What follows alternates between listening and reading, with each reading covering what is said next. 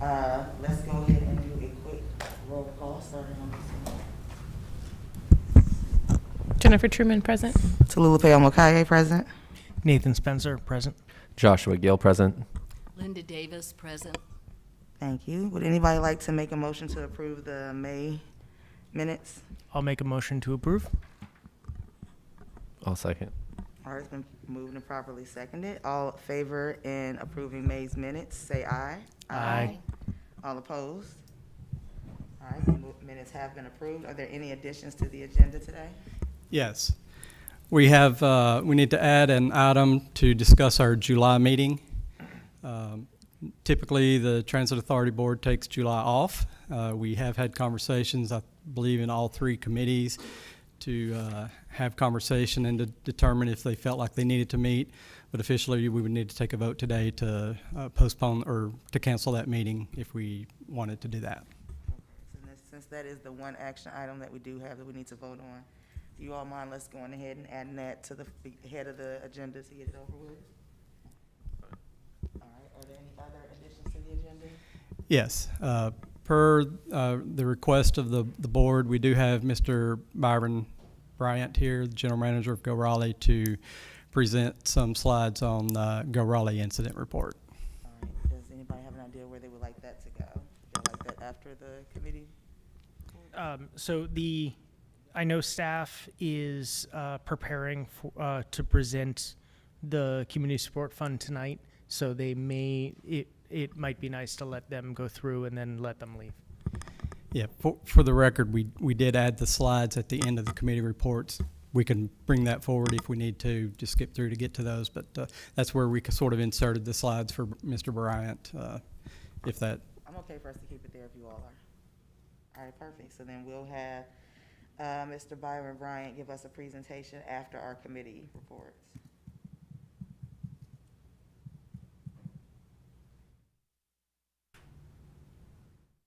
Okay, so meeting in July, we can either only host committee meetings, only host, not only host the RTA meeting, right? Or can we do, what's the plan? We can either only do committee meetings, we can have no meetings, or we can do both. Madam Chair, for route, we do not have sufficient items on our to-do list to hold a July meeting, so we are recommending to cancel. Okay. Joshua? I'm okay with canceling. Okay, Karen's not here, but is there anything significant for marketing committee? No. No, I vote that we cancel July meeting, we all take a break that I'm supposed to be on right now today. Sounds good. All in favor, we'd like to make a motion to move to cancel July's meeting. Second. So moved. All right, it's been moved and properly seconded. All in favor of canceling July's meeting for vacation for July, say aye. Aye. All opposed? We need to edit the agenda. It says June 14th under B, section B, but it doesn't matter because we've canceled that meeting. Oh, yeah. But That needs to be updated for the next meeting so that we can have it, the agenda corrected for our August meeting. Okay? Under the finance and policy part where it's talking about the date for the public hearing. Yeah, I see it. All right, so we won't be meeting in July. We'll be on vacation. All right, LaPonda's here, awesome. Can you, when you get settled, can you just state your attendance?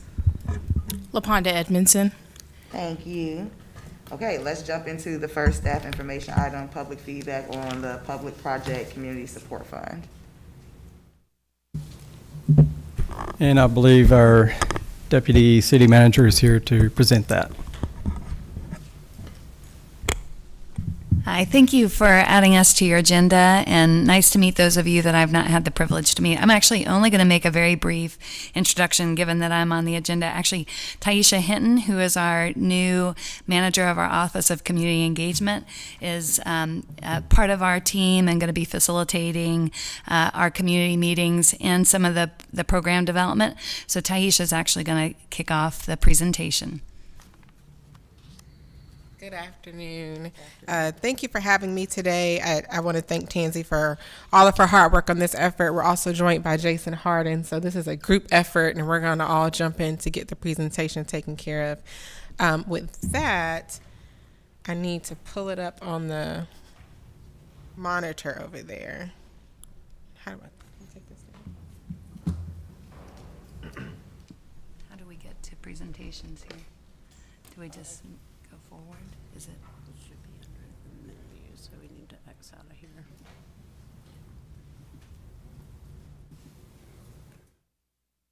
Is that you? Yeah, right there. Oh, she's doing it over there for you.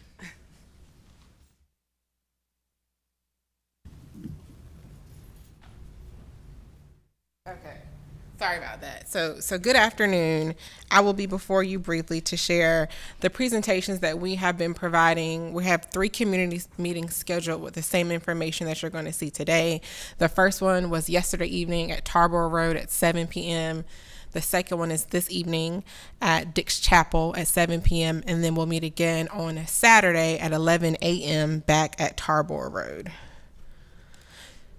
The presentation covers a couple of things. We talk about what the Public Project Community Support Fund is. It was previously known as the Equity Fund, and we'll talk about how we arrived at the new name. We'll discuss some prior community engagement around equitable development around transit, the New Bern Station area planning, and the Dix Edge study, which my colleague Jason will cover.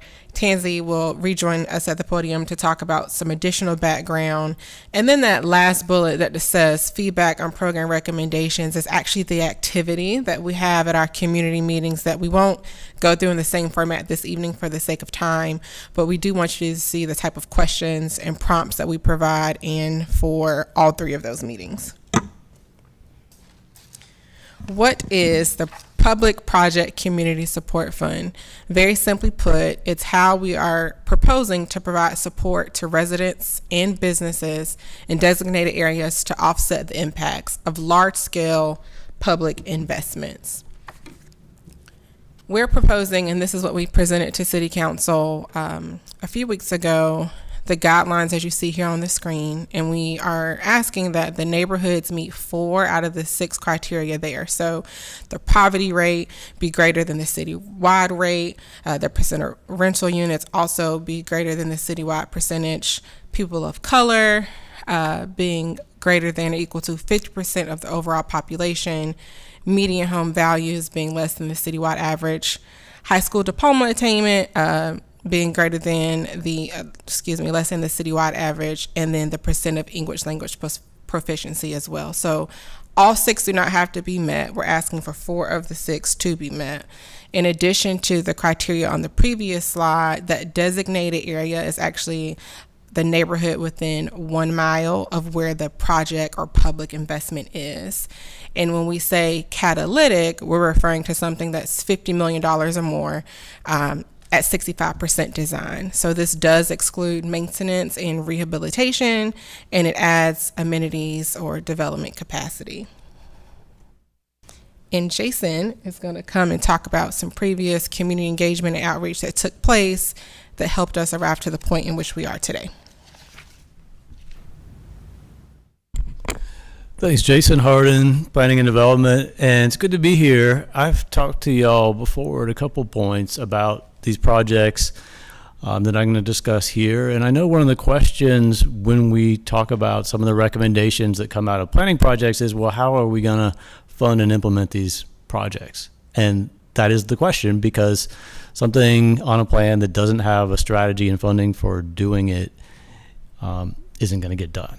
And so it's exciting to talk about today how some of the concepts that we didn't necessarily have specific funding lined up for, this is a vehicle to actually getting them done. But what I'm going to speak to specifically is the feedback that we receive during the course of these projects and some of the key recommendations that came out of them and have ended up falling very neatly into the concept for this community support fund. So equitable development And I'm not going to spend a great deal of time on these because I know you're to some extent familiar with them, but a little bit of a recap. So that thought about around our transit investments, particularly bus rapid transit, thinking about how to support that investment, how to make sure that the benefits of that investment are shared broadly across households of all income levels, existing residents, existing businesses. And so I thought a lot about housing choice, affordability, jobs, walkability, the ability to physically reach comfortably and safely these transit stops. And it focused on a couple of big questions. So Raleigh in the past traditionally has grown primarily around driving. And that has shaped the city that we live in. It's mostly the way that it's easiest to get to destinations. This transit investment has provided us with a much higher level of service than we've ever had before. More frequency, lots of ways to make the trip quicker and more pleasant for riders. That gives us the opportunity to think about growing more around transit as a community and thinking about how for our transit riders we can improve the ability to reach destinations and access opportunity through transit. And then secondly, how specifically and what kind of specific investments do we need to continue to make or think about making to make sure that these benefits are shared equitably. So we heard from a lot of people in this process, started in 2019, wrapped up in 2020, and a lot of support, as we would have thought, but a lot of specific support for those concepts and a lot of implementation that's already occurred. So it thought a lot about how to take zoning, which traditionally has been used as a tool of exclusion and geographic separation, and make it a way to actually increase opportunity and the access to jobs and homes near our transit investments. So one of the items was to rethink our zoning code and create some incentives for additional employment and housing in our transit served locations. And so that's now in the code, and we're in the process of applying that incentive on the ground to locations along the bus rapid transit corridors. So that's a more indirect, it's an incentive, but not necessarily a direct way of producing more housing. Another recommendation was a new funding source for housing affordability. So the housing bond has now been passed by the city's taxpayers and is in the process, in fact, has already gone out to some projects along these corridors, starting to fund housing at 60% or in some cases 30% of the area median income, one on Sunnybrook Road that's hitting those lower income levels. Legalizing more inherently affordable housing types. So that's also been completed along transit, where a lot of places, the only possible housing type that was legal to build was the most expensive type, which is a detached house, allowing different housing types, the so-called missing middle housing types that you may have heard about that cost less per unit than that detached house, is something that's now possible. And then lastly, some additional investments. We have the housing bond we've had for many years, the penny for housing as part of the property tax revenue, but some specific investments that we didn't necessarily have that funding slotted for in affordability and small business and entrepreneurial assistance that this fund can help with.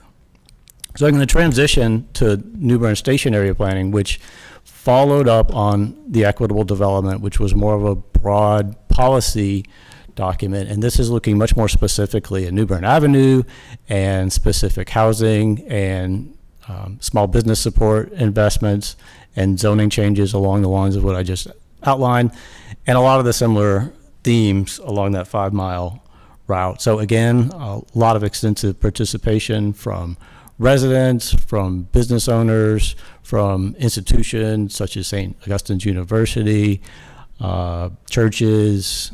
We tried to reach out to people where they were and tried to reach out to people we don't always hear from in planning processes, so including working a lot with students along the corridor. And similar to the recommendations from Equitable Development, a lot about planning and investing in housing and affordability, telling the history in a way that we don't do now of Black Raleigh. So this route passes through neighborhoods that have long been at the center of Black Raleigh. And the plan is going to council for referral to Planning Commission in the next couple of weeks. Adoption would take place later this year or early next year. But some of the main actions include, again, investing in affordability, allowing new housing in order to reduce the competition for the limited amount of homes that exist now, investing in pedestrian safety and community art and memory space in a way that we don't right now, partnering with the university to assist in something that they have expressed a very high interest in, which is creating a campus Main Street that they don't feel like they have right now, feel like it's very important to them in attracting and retaining students. So they are thinking very hard about their campus edges and Tarboro Street in particular, and how that can tie them more closely and visibly to New Bern Avenue, and how that can be an asset for their university going forward. And then lastly, I'm going to touch on Dick's Edge. So the last two projects, obviously transit related. This focused more on the large community investment in Dick's Park, obviously, but a lot of very similar input that we've heard during the process. A lot, again, about housing and avoiding displacement. And so some specifics include thinking about street connectivity and improving the walkability in the area to reach not just the park, but there's also a lot of transit in this area and future transit as well, particularly with the bus rapid transit corridor going south towards Garner. Some actions have been some rezoning of city-owned land, a pretty substantial amount of it, for the purpose of creating affordable housing units, some identification of needs for funding along Fayetteville Street, south of downtown, for pedestrian improvements. Again, some neighborhood support and stabilization needs have been identified in this area where there is a lot of change that has been happening and will continue to happen. And just continued outreach. We have programs, we're talking about new programs. Again, they're only as good as they're funded. They're also only as good as we can let people know about them. So we want to make sure that we have the resources to connect people, to connect potential entrepreneurs with the support that the city can provide. So with that, I'm going to turn it back to staff to talk a little bit more about the development of the fund. So it's great to come to a group that already has a baseline of knowledge and familiar with the equitable development around transit fund and these other plans, because they really, as we worked on developing out the concept, we really wanted to be true to what Jason said, is a vehicle to act on the feedback that we'd already received. And so the equitable development around transit report really addressed the equity fund in a pretty small amount of detail. So it was a pretty high level concept that we were starting from, that we had to put some meat on those bones. The fund, as it was spoken to at a high level in that plan, identified an opportunity to do what we sometimes refer to as value capture. So as new development happened in the areas around transit, to take some of the new tax revenue that the city would experience as a result of that development, put it in a fund to be reinvested back in those areas. So that was the concept that was laid out in the equitable development around transit report. It also identified some really broad buckets of the kinds of investments that the city might want to consider. So that was the starting place of our work of a cross-departmental team. The other piece that we wanted to be really mindful of, in addition to really thinking about the concepts and the priorities that we identified in the prior planning investments, is we knew we were making recommendations in the context of programs that already existed. And so we tried to be really disciplined to kind of inventory and get a good understanding of the landscape here. So some of these are things that got referred to by both Taisha and Jason, and I think that this group is aware of, is the 80 million affordable housing bond, the penny for affordable housing at this year for FY23. That'll be just under $8 million in the FY23 budget. So that's about $8 million a year that goes to affordable housing generation. Other programs here are federal funding support, partnerships with the county, a lot of work within transportation. We have a new Vision Zero program that I think this group might have heard that will focus more intentionally on conflicts between vehicles and pedestrians pedestrians and bicyclists. We've got a lot of programs in terms of youth development, workforce development, and then general community investments, things like the park bond. So we try to be mindful of where were the places that we already had robust programs and funding in place. Here's a deeper dive in some of the kinds of programs that we know that there's high interest in. One huge tool for the city is to try to assist private affordable housing developers with their gaps to make sure that they can get viable projects built. We do a lot of work with first-time home buyers to make sure that they can buy homes. There are some modifications under the affordable housing bond.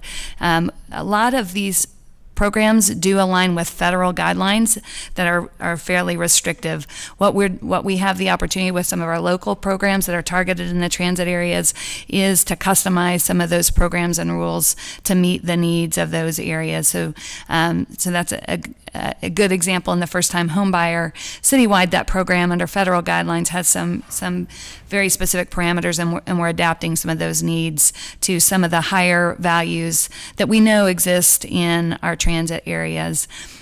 We do have a lot of programs where we'll assist people to make staying in their own homes more viable if they have costly repairs, those kinds of things. We work extensively with the county and human services organizations on homelessness. And then there's a couple of examples here of the ways that we work with small businesses. The city's efforts at this point in terms of our economic development programming is focused on small businesses, while the chamber really focuses on large, more corporate business efforts. So as we started to refine the concept, we actually did a lot of outreach to cities that had value capture kinds of programs, whether that was tax increment financing or parking districts, or in Cambridge, Massachusetts, they actually they have development fees that are a value capture mechanism that put in this. We looked at programs like in Detroit around participatory budgeting. We looked at work that had happened in Alexandria, equity work that had happened in Portland. So we really cast a wide net to learn as much as we could about cities that have moved explicitly in this direction or had programs that had similar kinds of intention or design, to see what we could learn from them. We also, again, did that environmental scan to try to understand where were places where we didn't have as much robust capacity in our community or in our organization, both from organizations working in the space and funding.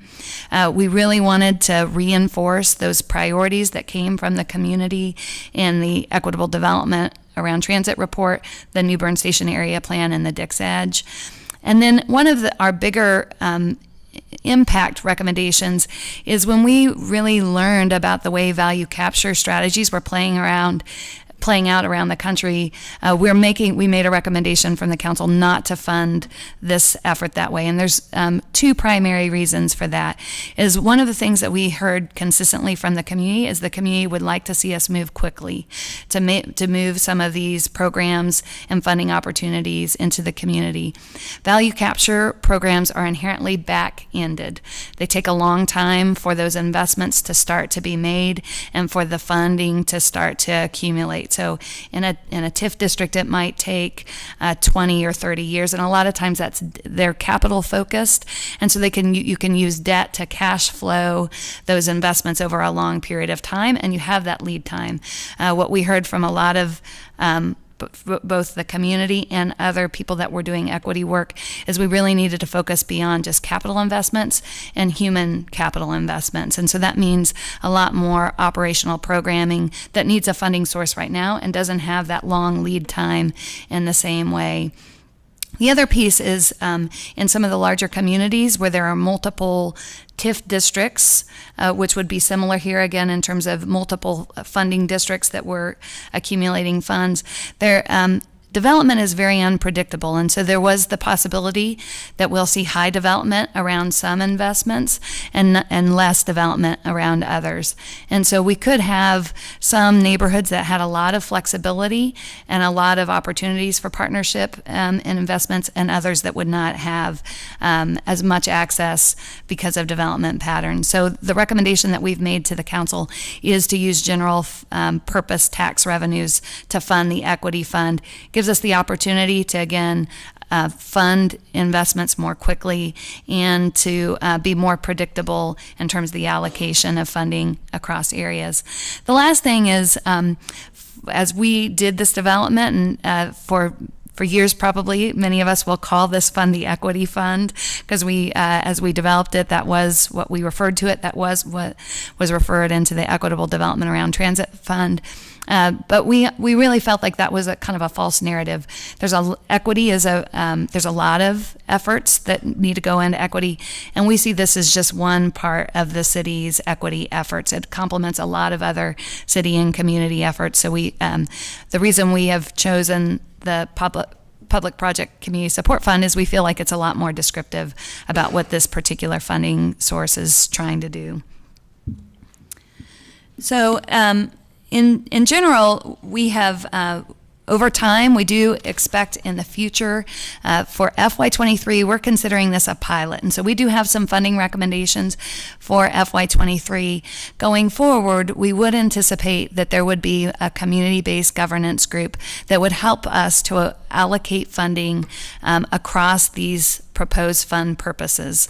And so the recommendations we're making for FY23 are consistent with these purposes, and there's room to continue to refine these as we get a stronger community-based governance process in place. But these are some of the things that we heard come from the community outreach and studies that have been done to date. The first is to make sure that we have capacity building in existing communities to preserve the sense of place and neighborhood stability. I'm going to go through some of the examples on the upcoming slides. It'll probably give a little more context about the kinds of programs that this might mean. The second is to enable businesses to assist in neighborhood stabilization. So we know that businesses are a really important part of neighborhoods and can do a lot to reinforce the character and history of businesses. So things like markets and events and those kinds of things often bring that business activities can help a business also help reinforce a sense of community.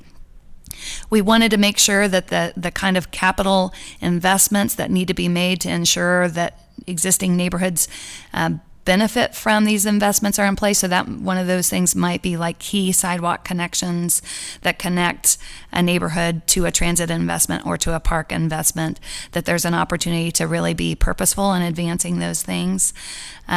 The next bullet there is, just as we're doing now, we want to continue to be intentional in terms of working with the community and understanding the future priorities to inform our future planning and allocations in the fund.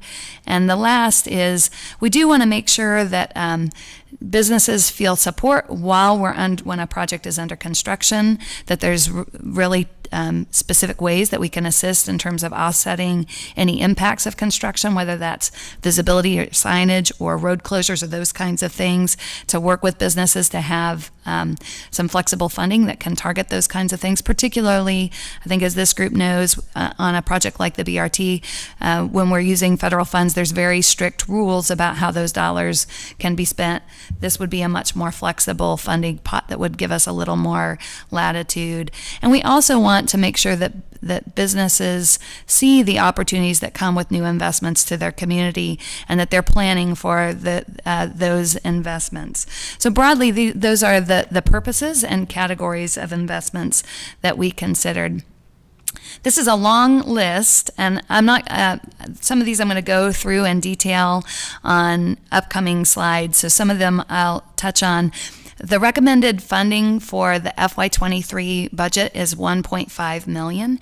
So there's not a sum on this slide, but if you were to add up all these numbers, it comes to $1.5 million. I do, again, want to be clear that this is a pilot, and we really wanted to identify things that we could execute quickly on and ensure that we could get those funds expended within the fiscal year. We do anticipate, as additional projects come online and additional neighborhoods are identified and designated, that this investment would grow with time. So on the next slide, when we have been doing the workshop last night and tonight and Saturday, we're actually focusing a bit more at this point on these programs to be developed. There is going to be a time for really intense outreach in terms of the capital projects that you see on the left, but we think that the best touch point is when we're more ready to move into scoping and prioritization for those capital projects. Many of these projects on the capital project list you saw directly coming from the priorities that came out of New Bern Station area planning or the Dix Edge study. The one exception is the last item there, conduit installation in the New Bern Bus Rapid Transit. So let me explain that item, whereas I think you've got some history on the others. We do know that the New Bern corridor is underserved in terms of families' access to broadband services. So one of the city's strategic plan initiatives is to try to impact the digital divide in our community. So what this will allow us to do is to get conduit in place in the New Bern corridor. We have talked to a number of broadband providers that serve communities in need that would be interested in a future partnership to provide reduced, more accessible broadband service. So this puts in that first infrastructure investment that would allow for those future partnerships to follow. On the programs to be developed, again, that's going to be the focus of our conversations over the next couple of days, and actually through the rest of the month through online feedback. And I'm actually going to go through each of these in detail. So the first category there was community outreach and assistance around neighborhood stabilization. We've got some examples here on the top of the kinds of things that we think could be accomplished here. So that things like community organizing, outreach and education related to predatory home purchases, some more community-based grassroots home repair kinds of assistance programs that might be smaller scale than the really significant rehab work that the city does. Work with individuals on personal finance planning, and then really ensuring that there's a good connection point with communities, that people understand the programs that already exist that the city has to ensure that we've got appropriate utilization. So you can see here a couple of questions. These are some of the prompts that we're using to start facilitation with the participants as we go through our community meetings. The second piece here is an enhanced neighborhood enrichment program. Some individuals might be familiar that our Housing and Neighborhoods Department already has a neighborhood enrichment program.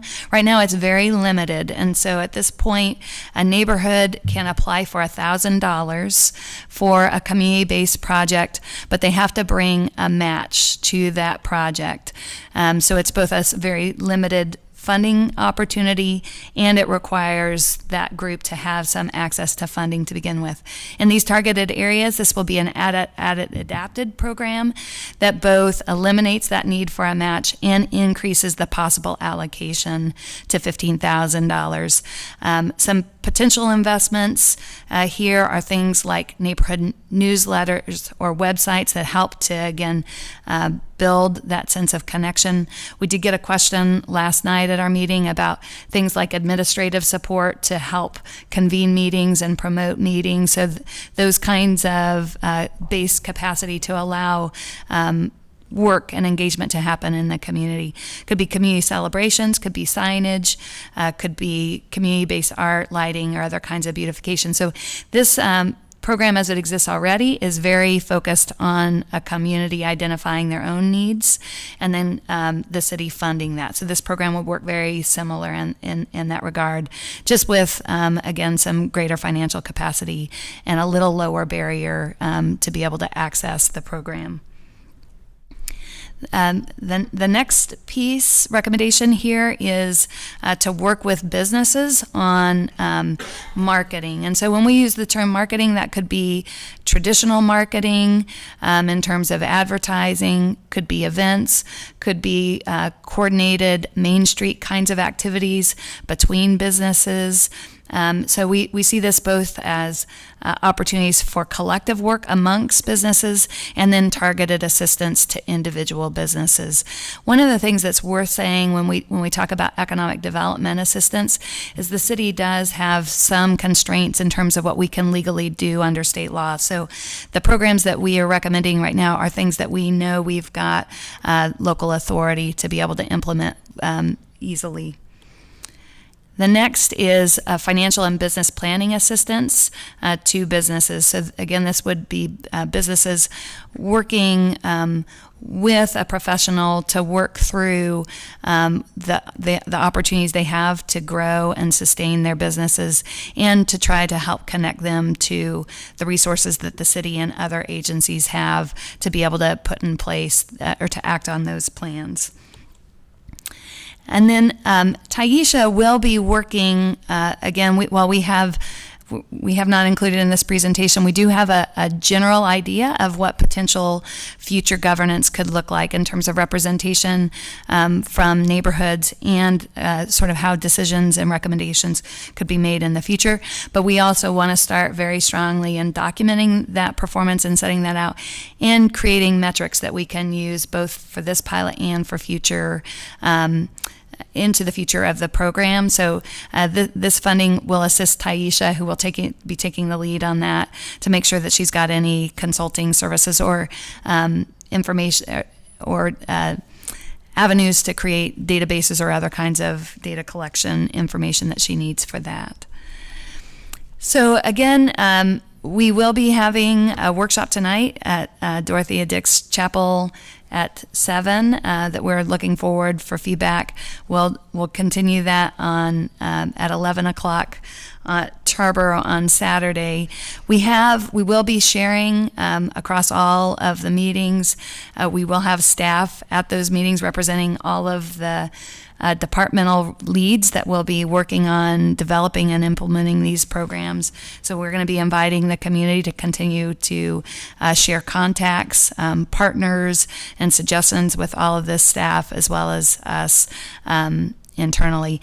And we will last night and at our upcoming, we do have tables set up for participants to ask questions. We know there are questions about the BRT projects themselves, about our affordable housing programs, and about our planning efforts. So those departments all are going to have tables at our events to be able to answer questions or enter into dialogue. And our Department of Equity and Inclusion is in attendance as well, just to hear voices and also share with those that want to hear about the good work that they are doing. So with that, happy to take questions from me or anybody else or any feedback or suggestions. Thank you. Any questions? I have one. Okay. Just an initial question. Can businesses like developers or folks who are coming into town to hire or stuff like that, are they able to also put funds into this when they come in, maybe as an act of goodwill or community benefit? Yeah, I think we could certainly create an opportunity for that. So one of the things that often comes up in community meetings and did last night is the city has really limited tools to require those kinds of activities, but certainly we do have, we've had occasions in the past, like we have an affordable housing fund, and we have had in the past conditions where somebody entering into private development will make a contribution to the affordable housing fund. So I think a similar kind of contribution could be made in these circumstances as well.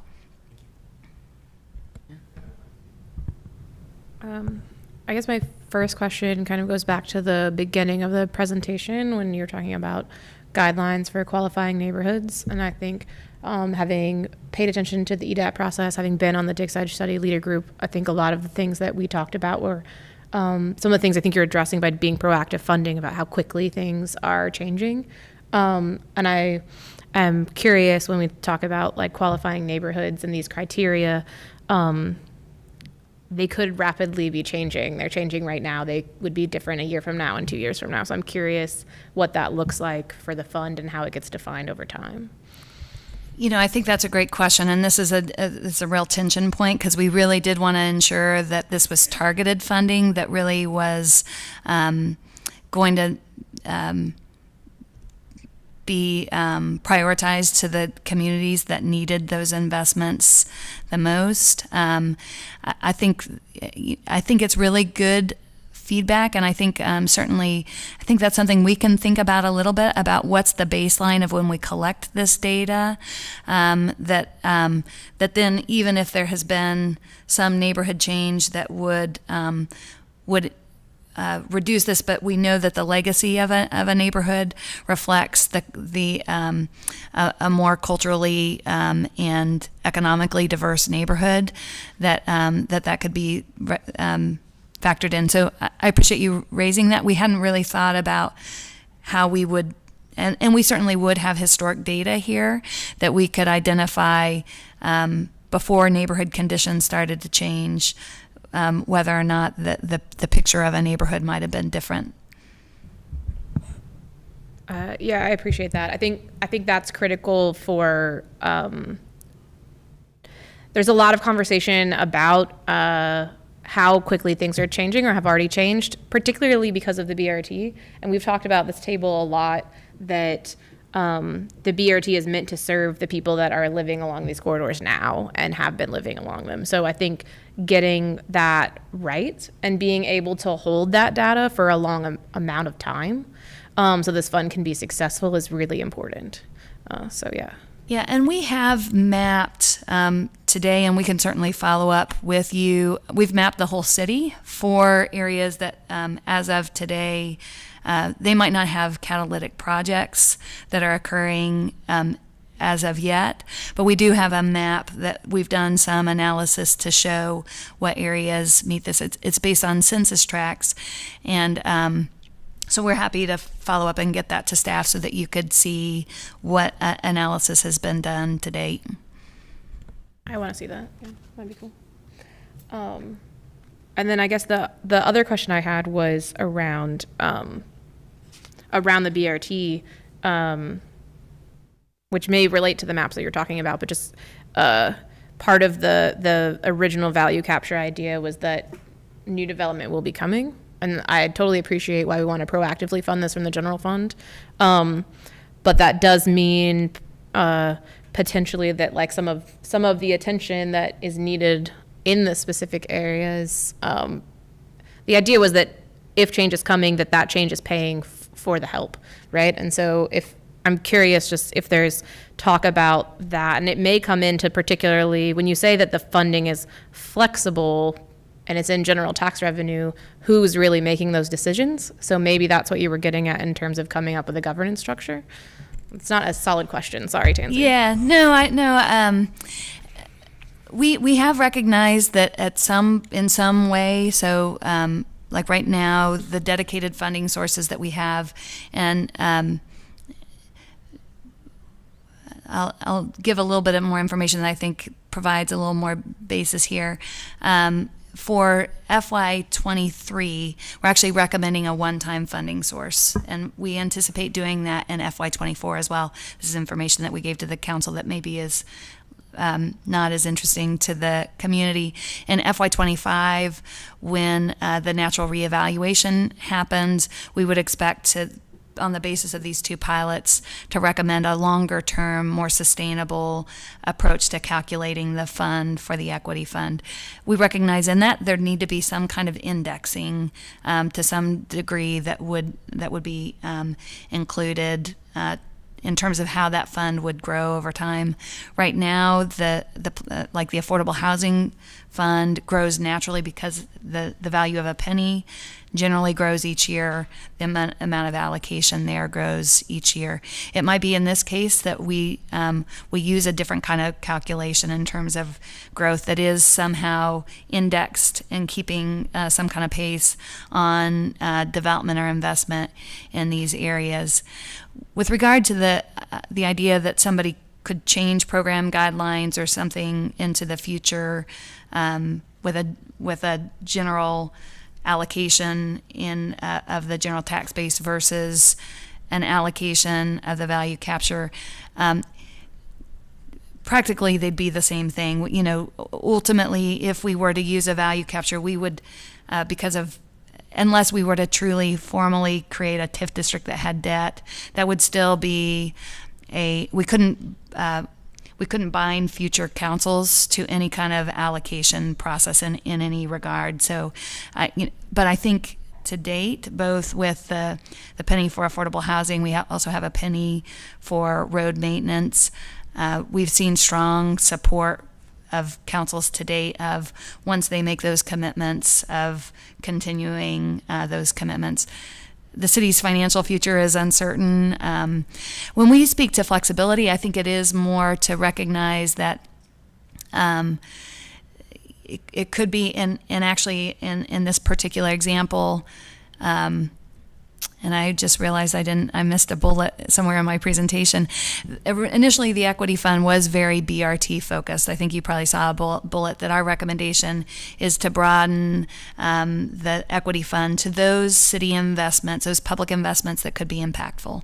And so you do see recommendations in here in terms of allocation to the neighborhoods around Dix Park are included in our recommendations. So I will say, for example, here, there are more recommendations allocating funding to New Bern in this list of recommendations than to the Dix Edge in this particular list. I think what I mean by flexibility is in the governance process in the future, that community governance process is going to be able to weigh different priorities and impacts across projects that are happening and opportunities without necessarily being mired to this is the growth that is allocated specifically to Dix versus this is the amount that's allocated specifically to New Bern. And so again, because it's being managed as a pool and having some conversations about relative and impact and relative priority, we thought that provided more flexibility to respond to community priorities going forward. Is that helpful? Did I answer your question? That was all really helpful. Thank you. I think part of my asking was because I think we've sat at this table and had many conversations about we're saying yes to bus lines and bus stops, but there's really more going on here that that this board doesn't have control over, that planning commission has control over, or housing staff has control over, and some of those cross-pollinations of how us as members of the community that's serving on this boards get a chance to be part of that. So what I'm hearing and what you're saying is that this gives kind of another potential community group or board that would be looking at some of those same questions that potentially bridge that problem and gap that we've identified. That sounds exciting to me. So that was, I think, more the intention of my who question than thinking into the future about what other future councils would think. So I think what involvement that the RTA would continue to have in this fund, what involvement the Planning Commission or other people would have in this fund, I think that's just a feedback point to say that should be thought about how existing community boards are involved as well. And now I'm done. I have a question, or a couple questions. And one of them is to piggyback on Jen's question about the criteria. So just to dig a little deeper into the point and make it plain, we know that the city's being gentrified. New Bern Avenue is definitely one of them. The BRT is gonna assist with that. When we go up New Bern Avenue, these rates are gonna change. They're already changing in that area. So I'm a little confused because I know the city knows what's happening up New Bern Avenue, that's not taken into consideration with this. that in the next year, next 2 years, next 3 years, that this is going to look completely different, is already going to be looking different by the end of the year? Yeah, no, again, I appreciate the point, and I think we can be more intentional. Again, we have already mapped those areas that would qualify based on conditions today. And so I don't think it was our intention that that story would change, that neighborhoods would become ineligible that are ineligible today. But we'll certainly clarify that as we document those criteria. Right, so, I mean, I'm curious, maybe in the future, as you all clarify that, what that looks like. Yeah, and we'll follow up, and you can see the map of the census tracts that at this point meet at least 4 of 6 of these criteria. There are it's a pretty significant representation of neighborhoods that would meet this criteria. So then if New Bern no longer fits this, it moves around the city to make sure that people areas that do fit into this criteria still qualify? Yeah, so it's a great point. We do, at some point, there'll be new projects built. So, we'll have Wilmington. At some point, we'll have projects. At some point, Chavis Park investments will likely, in the next park bond, if the next park bond is successful, investments in Chavis will probably exceed that 50 million threshold. And so we have, and I can't remember, this is one of those more detailed governance things that we would need to refine. I think as we've anticipated at this point that there would be a period of time after an investment had been completed that we would intend to stop making investments from the fund. So I can't remember if it was 10 years, something like that, to ensure that as new projects are built and new neighborhoods come online, that they can become a point of focus as well. So at this point, we have not anticipated that this designation would necessarily be indefinite. But I think deciding what is that time frame, I think we need some more discussion about what that would be. And the recommended investments, I'm sorry. I was just saying, and community feedback, like questions on how long the community thinks that should be. Right. Recommended investments and the amounts, how did you all prioritize those? The pilot recommendations? No, all of them, the recommended investments, the New Bern conduit installation, pedestrian and bike capital for 250. How did you all prioritize these investments and how much each investment was getting? Yeah, so some of these, I will, let me get back to the list.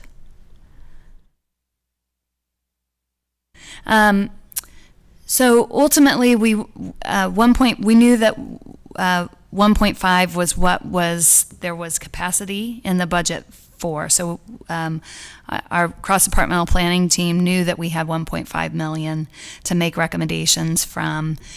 We certainly wanted projects that were identified through the New Bern Station area planning process and the Dix Edge process. And some of these are priced. So like the New Bern conduit installation, that's really kind of a time-sensitive opportunity. If to include it in the scoping for the BRT project, we really need to have the funding and make the decision now, because that will be built as a part of the New Bern project. And so in that case, that has some backing in it, because we've actually asked the designer to estimate how much that project would cost. So that particular number is a real number that's got a lot of work on it. A lot of the others, I'll be honest, we wanted to get as far reach, and we wanted to start learning in lots of areas. And so in some of these cases, there's going to take some work that's still ahead of us to prioritize with the community the highest priorities for this. But the pedestrian and bicycle capital improvements in Fayetteville Road, that was called out in the Dix Edge plan. Our engineering services department gave an estimate that they thought they could make some measurable progress in these. So, ultimately what, from a cross-departmental team, we were really looking at the low-hanging fruit of really discrete projects that were recommended through the community outreach that we knew we could deliver relatively quickly. And that's because we want to, as a pilot, we want to demonstrate projects being completed and successful as quickly as we can. Is that helpful? No, that is helpful. I guess part of my question is because if that criteria of people are the ones that's going to be applying for these funds, then I'm wondering how they're allocated, because if it's pilot planning and implementation services for $50,000, how many people can apply for that? And then if the funds you're giving them are even enough for them to do that type of Right. thing, if you're trying to do such a far reach with a small number. And then when it comes to like other projects that we're contracting out, them having bigger bucks. So I'm posing the question of, if community is supposed to benefit from this, and then they're given a certain amount, and then you're saying, well, then we'll just do 25,000, even for this one right here, that's 125,000. Well, then that's only 5 people. And is that $25,000 for 1 year? Is that 2 years of funding? Right. And then if it's planning and it's only 1 year of funding, then where's the money for implementation? So Yeah. like, what's the thought process around Right. the prioritizations of the funds and who might actually get them? Yeah, so the only project on here that's probably an application-based program, and precisely the way that you're talking about, is the Enhanced Neighborhood Enrichment Program funding. So that's $125,000, and the maximum award any neighborhood group could be awarded is $15,000. And so now I don't know that we would see people asking for that total amount. Again, right now that program is at is only 1,000, and so I think we'll likely see projects between 1,000 and 15,000 based on community interest. I do think this is a place from a learning perspective that if we did find after this isn't a program that exists in this way right now, so we don't have a way to really evaluate that. If we did find that through that program, most people were asking for the maximum allocation, and therefore it was, less than 20 neighborhoods that were receiving the funding. I do think one of two things would need to happen as a result of that pilot: either looking at reducing the maximum amount that could be awarded to ensure that we're able to touch more people, or revisiting the allocation to that project. But that's why we're very much saying that this is a pilot, that we want to learn from this experience and then continue to refine those programs. The other pieces on here, so the marketing assistance, the business assistance, the outreach for neighborhood stabilization. In those cases, we are imagining that we'll have partners that will contract within the community that will provide services to the community. It wouldn't necessarily be the community receiving those services from the city, and we have not had the opportunity yet. We do intend to talk with community providers to understand what's the capacity, what programs already exist that already have momentum and already that can be enhanced with additional programming support, and to understand a bit more about the scale of these programs. So that's one of our, you would have noticed on our feedback that we're getting, is we're asking the community, who are the people that you know in your communities that are already doing good work, that we can reach out to and understand the work they're doing, understand their needs and priorities, so that as we go into contracting and scoping, that we have a better understanding of that. The pilot planning and implementation services, that's actually resources for Taisha to use internally in terms of consultant services or technology or other kinds of things that she needs to help support the program. Okay. And then one more question, and these are, questions to help, especially if you all this is a pilot. Like, I guess the questions that we're asking is to help inform what you all are doing, because we want to make sure that, we're not hurting anybody with the program that we're supposed to be creating to help people. And if the community, if the neighborhoods have to meet these criteria of being, low income, basically, English speaking, percentage of English proficiency being low, but these contracts aren't going to those people, then how are we making sure that these people who do get these contracts are not gonna become predators and help further move those people out of these communities, especially if only one of these is a community-facing fund. Right. Yes, I think that's critical. And again, one of the areas that we're asking the neighborhood, who are those partners that exist or that can grow in their service? So that will be when we speak to the community outreach around neighborhood stabilization and the business assistance pieces, we do want community-based partners that can build on relationships that exist that are authentically part of the community. So that is our goal in identifying partners. And if all of you have suggestions of those community organizations that you know are doing good work or have visions of where they'd like to go, we'd certainly appreciate that feedback so that as we get deeper into the program development beyond this concept, that we're engaging with them in meaningful ways and learning from their experiences. Since the pilot is proposed for FY23, I'm curious about how quickly, once it's approved, you would be underway, and then how would you advertise or make public that these funds are out there and potentially available? Yeah, so we have had quite a few conversations. I'm looking across the room. We already, Housing and Neighborhoods will be administering a number of these programs. We have had conversations with them to be ready. The budget will be effective July 1, that they are ready to begin in haste, deeper program details based on outreach. We would like to see programs operational before we would break ground on the BRT project, which, as you all know, will be fall. And then so we, and again, that is partially why we're looking to organizations that have existing staffing and capacity that we can, so that we're it may be over time that we do see more completely new efforts starting, but in this initial phase, we are going to be looking more to established organizations that can grow or potentially tweak some of their service offerings so that they can move more quickly into putting those into place. In terms of the capital projects on here, I think the intent of our engineering services department is pretty much immediately upon budget adoption to start some scoping work that would allow them to move. And these are all smaller scale capital projects that hopefully we can complete with more internal resources than lengthy acquisition kinds of processes. I have one more question.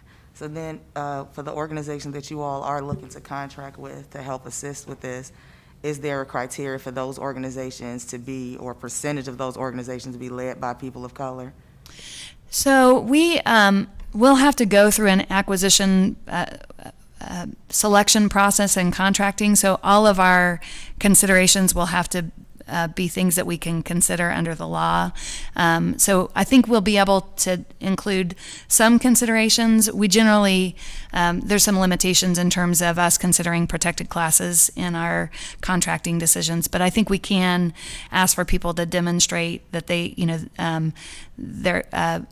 when we get into selecting professional services, it's really about somebody demonstrating their capacity. And so we can certainly speak to some of the activities and capacity that we want them to have that reinforces those community-based factors.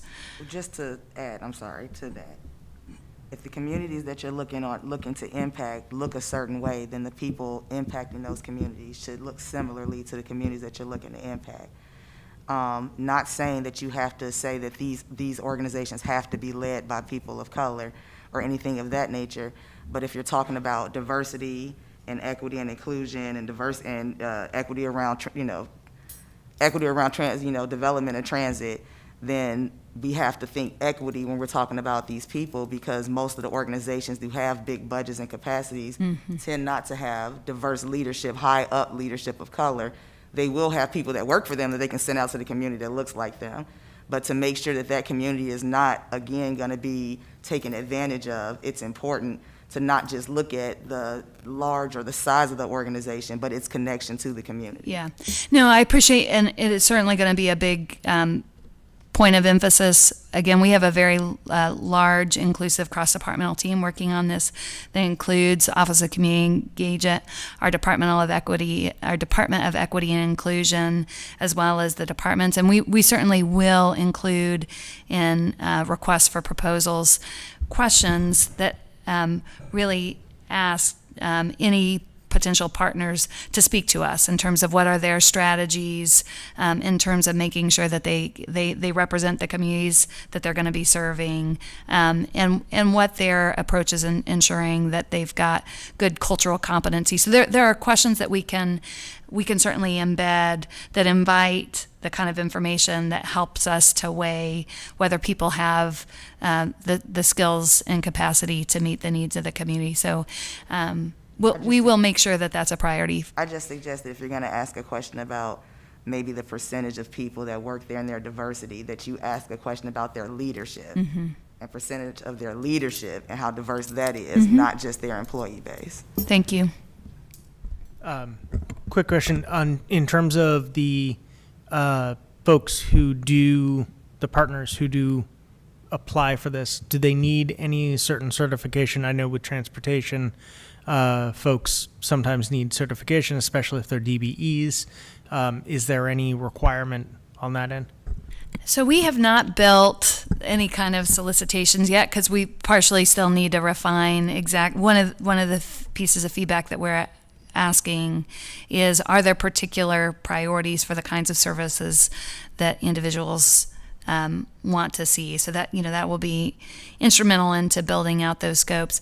Professional services are a little bit more challenging. I think certainly when we talk about financial, like the financial assistance, then there's certainly there are some more technical, we'll want to make sure that somebody's got the professional backing to be able to give somebody appropriate financial advice. The MWBE program is a program under law that's related specifically to capital projects.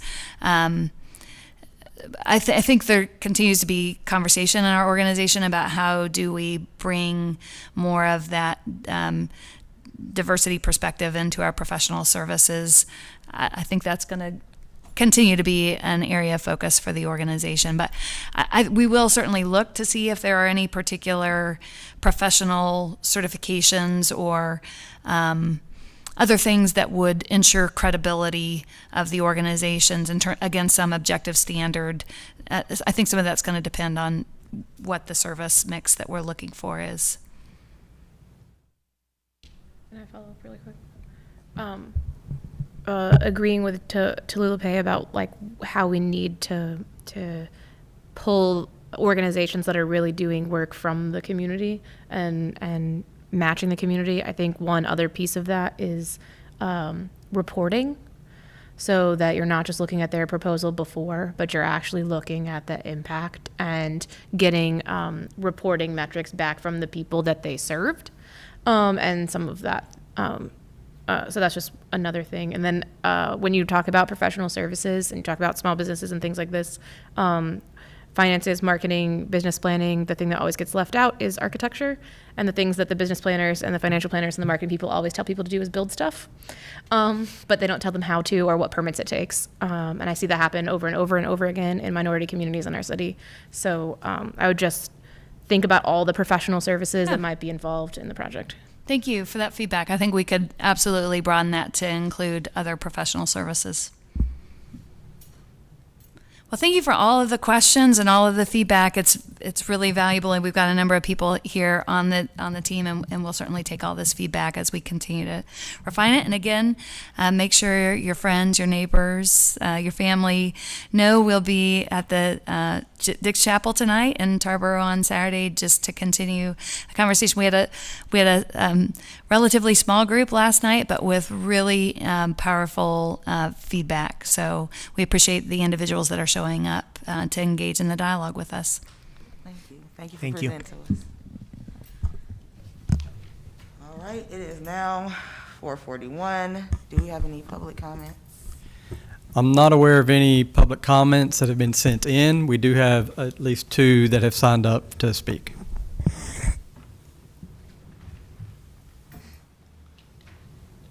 All right, so we will call the first person up, Mr. Terrence Dewberry. Please come to the mic and give us your email address.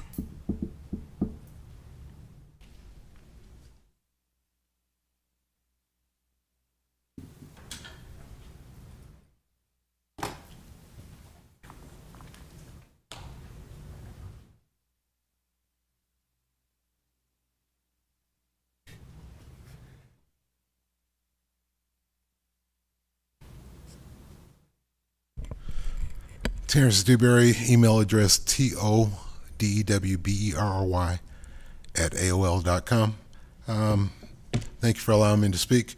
I had a couple of situations that I wanted to address. First, maybe a year ago when the RFP was initially became a conversation, it was stated by this committee that an operation person or a member of the bargaining unit should be a part of the selection committee. We agree with that. We visited the open session last Friday, and there are some things that has implications with our contract as well as knowledge of the people, the 4 vendors that was there at the time. And we would like to be a part of the selection committee. That is our ask based on our knowledge and the contractual implications that this new unprecedented type of agreement has. I think that the employees deserve to know their future or have some type of idea of what's going to be happening to them as this transition or with the present company or someone new takes place. There was concerns that was presented at that meeting that has direct implications to our livelihoods even after this we're working. So we would like to be involved. That is our ask, and at this time. Secondly, I just came from Wilmington and had a discussion, and as a taxpayer, I am concerned that we had Raleigh operators in Wilmington training their people. I don't know who tax dollars was spent, but we're short here in Raleigh, and we're going to Wilmington to take employees away from our service. I don't know how that applies to you all, but as a taxpayer, I want to know an answer on that. Thank you for your time. Thank you. All right, is there a way that we can get, Just wanted to comment, that came up in the route committee meeting. We actually talked extensively regarding having operators either on the presence of the selection committee or making it so that they are involved with the questions and have a presence within all that we can legally get as close to it as possible. So operators, we have your back. We're working on it. RTA is paying attention to it. thank you for that. And to the question of the staff members training in Wilmington. I am not aware of that statement. That there were any operators in Wilmington training the, Yeah, I'm not aware of that occurring. I'm not saying that it wasn't. I'm just saying I'm not aware of it. We can certainly investigate and bring something back to the board at the next meeting if you would like. please do. All right, so the next public, does anybody else have anything before we move on? Yeah, he's gonna give us a report, so we can ask him again at the end. Yeah, so that'd be a good question to ask him.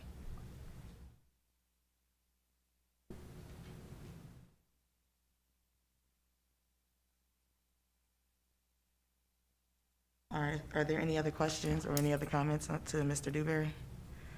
All right, the next person for public comments is this Miss Keisha Woodard. I hope I said that correctly. Please come to the podium and give us your name, state your name and your email address.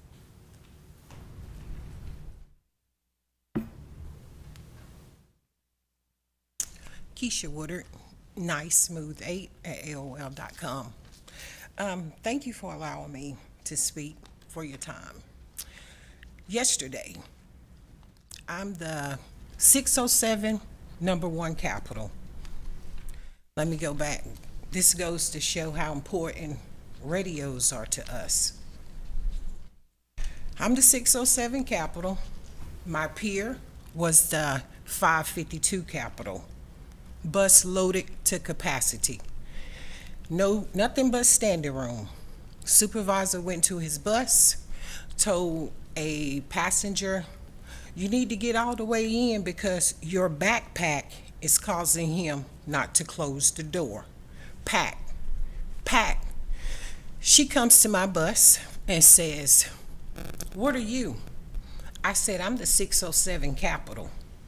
She said, do you know they missed 4 trips of Capital? It's peak time. How you miss 4 trips? That's not fair to the citizens. That's not fair to the taxpayers. That's not fair to the people that's riding the bus. So after that, I said, I'm 607. I still got about 3 minutes before I pull out. What do I do? Now, the driver of that 557, he's looking in his mirror. He's, they bum rushing the bus and this, that, and the other. Make a long story short, as I got to rolling to pull out from Raleigh Station, I called dispatch. And I said to dispatch, can you reach out to that driver because I felt him, because they were angry. These people were mad. They done missed the peak time. You didn't have a bus to come none of the time. 4 trips of Capital, really? So I said, I can't let this driver go with this. So I called dispatch and I said, can you inform this driver? This goes to show that we need open radios.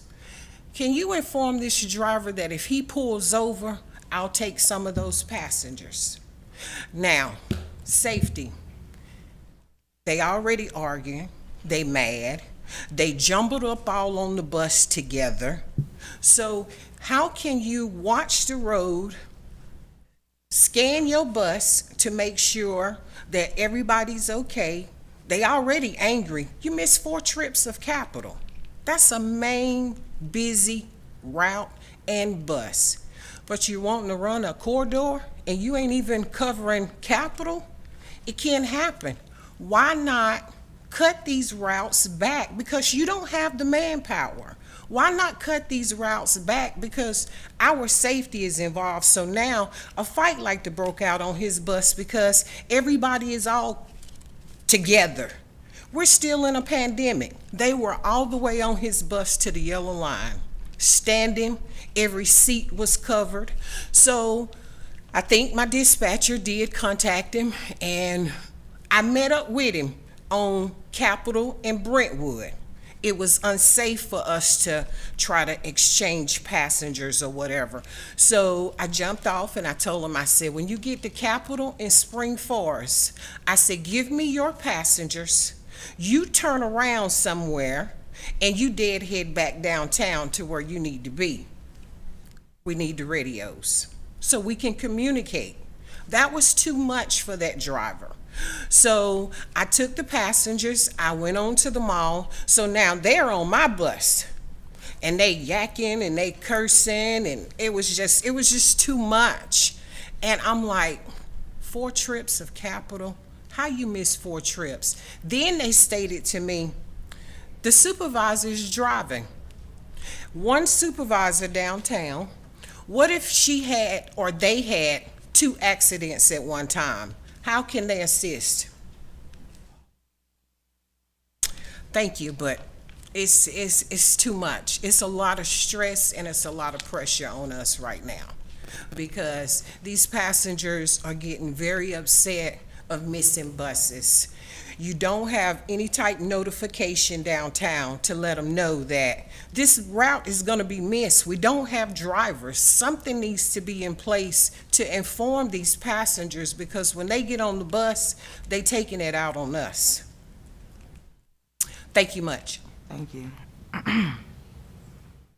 We'll have Byron come speak to us also about the missed trips on Capitol and what can be done about the radios, if he has any updates on that. All right, we're gonna jump back into the authority meeting with our committee reports. We're gonna start with route committee. All right. So I'm going to go through this pretty quickly, hitting the high notes. Council's been informed of a number of shelters that we're going to file condemnation with. They'll basically we're getting the property owners to give us some of the property to be able to put up the shelters. Buying the property from them. So that is moving forward.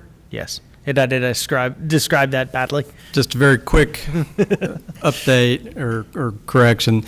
It has not gone to council yet. We were just bringing that to the board so that you were aware, so that before it did go to council as a real estate item, you had previous knowledge. Appreciate it. So 6 shelters are moving forward. That's on top of another 32 shelters that are on the slate to be improved. We've got another larger six larger shelters. They'll have amenities like real-time arrival, built-in lighting. We're looking. This is part of Wake Transit funded money, but we also got some LAP funding for it. But these are projected to be done within the next year. It's pretty exciting. We're getting some stuff done in terms of actually getting shelters out there, which I'm very proud of. We have an RFQ out for microtransit. This is somewhat new for us. We are instead of looking necessarily at buses for certain less frequent routes we are that we're looking at. We're looking at maybe doing some microtransit where it's on demand. About 30 different companies have applied. There's been at least one local DBE who has put in some interest, so we'll see where that goes. The idea is this is something that's scalable to start with, like Midtown to Raleigh, and then do more smaller sort of areas throughout. So we'll see where that goes. So we're continuing to keep an eye on all that. The management contract, otherwise known as the operation and management contract, this is different than the earlier version. The earlier version was just the service contract. The current way that they have it with Transdev right now, this is a lot more. So this is currently out on the ground, the RFP. It contains fixed route, Wake access, and Go Raleigh access. So it's a pretty broad contract. The hope is that through having all 3 services, that there's some efficiency made within there and some cost savings. So far, we've seen 15 responses. There's 4 fairly large proposers that have attended the in-person pieces, and we've heard from the operators at the meeting, so I'm glad that they're attending the in-person pieces. The timeline as it stands right now, just for our benefit, is that the contract should be hitting RTA Finance and the regular board in October. Then later October should be hitting the city council. At that point, the O&M contract will go through, will be made, and then we also clarified with staff the union CBA is actually up mid-year, June 2023. So this has somewhat of a good timing in the fact that this will come into place and the union can begin negotiating almost immediately to try to get up to speed and make sure that operators are getting exactly the access that they need. Again, we are prioritizing making sure that operators are represented in different ways, whether that means exactly on the selection committee or somehow involved either with questions and somehow related to all that. So we're trying really hard. It would not hurt in August when and going forward that if an operator or two attended the route committee meeting, that probably would be a smart move. Moving on to the next item, the FRX, which is the Fuquay Varina, just a notification wake. It has been managed by Go Triangle, but run by Go Raleigh. Go Raleigh is taking over the management and continuing to run it, so it's no big deal of a change, but that is something we're sort of taking off the plate of Go Triangle. Let me see. All right, last few things. East Raleigh Park and Ride. We've had a lot of conversation over the past few years, actually, about this. There's a signed PNS, and the design firm is finally bidding, so we are actually moving forward with something like this. I swear this has been coming up since I joined the board, so I'm excited. And then the ADA property is in process. They're talking to the Walmart property right now, so that's somewhat behind there, and we will find out in the next month or so whether that's to move forward. Timeline-wise, I know our deputy city manager had mentioned fall for BRT. It looks like New Bern is supposed to bid this fall. Construction to start near the end of the year or early next year, but we are making sure that we're realistically looking at that in this market. So there's a strong chance that it may go out to bid and we may need to rebid or wait or pay attention. So, we're not expecting this to run very quickly. We're being realistic that it might take some time.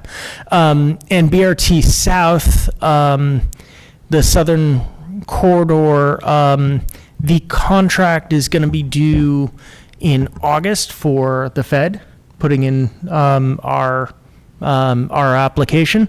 So they are coming to us in August for with an agreement, and then to council. We may receive that over email in July while we're on break, so that we can look that over before our meeting, so we have some information. So just for you all to be aware, that's an opportunity for us to sort of put in some notes. And then the last thing, based on this, the missed trips, we can talk more to the general manager about that, but according to staff, 12 to 15 out of about 1,000 trips were missed, but there are about 12 to 15 in the past month that have been missed. Last month, yeah. Did you have something? Just real quick, and I am not the BRT expert in the room, but the action being taken in August is just a ratings submission to the FTA. It's not an agreement that we would bring that needs to be signed or agreed upon or anything. It's just we're at that step that we're taking that to the FTA and submitting it for their ratings. Okay. Yeah. Thank I you. gave you a nod. Pet gave you a nod that you got that right. That is a report from Route. Thank you for that very thorough route committee report. All right, are there any questions? Okay, we'll move on to policy and finance. All right, the first two are linked. So, because due to the pandemic and then subsequently driver shortages, the R line has been suspended for more than a year. So, due to that, we have to do a Title VI analysis report. That has been completed. Now there needs to be a public hearing about the report, and the action item here in bullet A is that we need to vote that we can have this public hearing next meeting so that we can advertise it to the public, and anyone who's interested can come and see that report and then have input into it. Are you ready for it? I make a motion that we plan a public hearing for the review of the R-Line Title V analysis report. I'll Title second, VI. and then I have a question. Go for it. Just to clarify, the public meeting is about the report, but because we're not changing anything right now, we don't expect it to have much of an impact, correct? Or is So that- we have to, if a route is suspended, it counts as like a major change. And so we have to do an impact analysis on that. So it's just Got it. a public hearing on the analysis of the impact of the suspended route. Is it making people's lives harder and? Got it. Essentially, yeah. Okay. Yeah. All right, so it's been moved and properly seconded. All in favor of planning a public hearing on the R-Line Title VI analysis report, say aye. Aye. All opposed, nay. All right, the ayes have it. It has been passed that we will go ahead with planning our public hearing Thank you. for the R-Line report. All right, the next bullet, the RTA work plan. So at our retreat, we came up with a bunch of priority initiatives and both direct and indirect influences that we as a board would like to see or that we envision ourselves impacting in the transit sphere in Raleigh. Staff has summarized that. I'm sure that they presented it at, did they present it at Raleigh? No, okay. So did y'all end up presenting it at the main board, like the retreat priority initiatives and all that kind of stuff? I haven't been here for 2 months, so I missed that.